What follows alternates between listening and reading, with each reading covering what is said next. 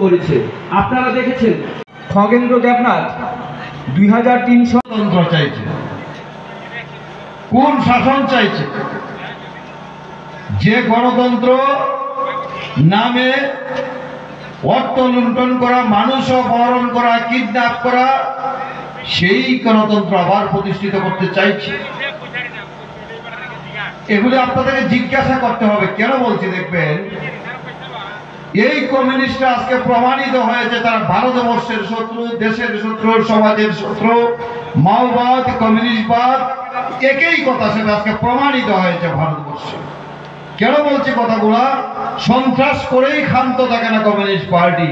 আপনাদের মনে থাকবে, আমাদের সরকার, কেন্দ্রীয় সরকারের স্বরাষ্ট্রমন্ত্রী ঘোষণা করেছিলেন 2024 সাল, মাওবাদ আত্মসমর্পণ করতে হবে, মাওবাদ মুক্ত ভারতবর্ষ গঠন করতে হবে।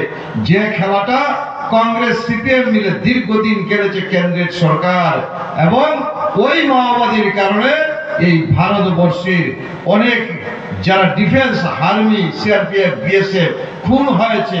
ভারত মায়ের সন্তানরা ভারতবর্ষ রক্ষা করতে গিয়ে, সরকারের সম্পদ রক্ষা করতে গিয়ে সেই মাওবাদরা খুন করেছে। সেই জিনিসটা যখন আমাদের সরকারের স্বরাষ্ট্রমন্ত্রী অমিত শাহ ঘোষণা করেছে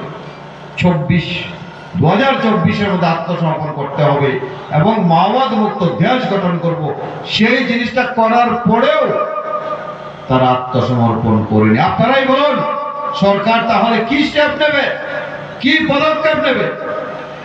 সেই দিন প্রধানমন্ত্রী নরেন্দ্র মোদী পরিষ্কার, সেই ঝাড়খণ্ড, সেই উড়িষ্যা, যেখানটায় মাওবাদ সংগঠন আছে, পরিষ্কার বলা হয়েছে তাদের বিরুদ্ধে ব্যবস্থা নিতে হবে।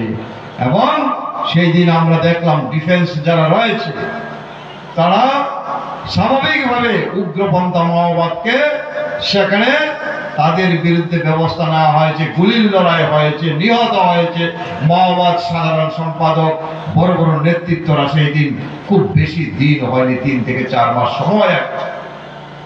ভাবতে অবাক লাগে, সেই দিন এই রাজ্যের প্রাক্তন মুখ্যমন্ত্রী মানিক সরকার আগরতলায় দাঁড়িয়ে সেখানটায় বক্তব্য রাখার চেষ্টা করছে প্রেসের মাধ্যমে যে মাওবাদী সাধারণ সম্পাদক তাকে গুলি করে হত্যা করা ঠিক হয়নি, মাওবাদী নেতৃত্বদেরকে হত্যা করা বা গুলি করে হত্যা করা ঠিক হয়নি।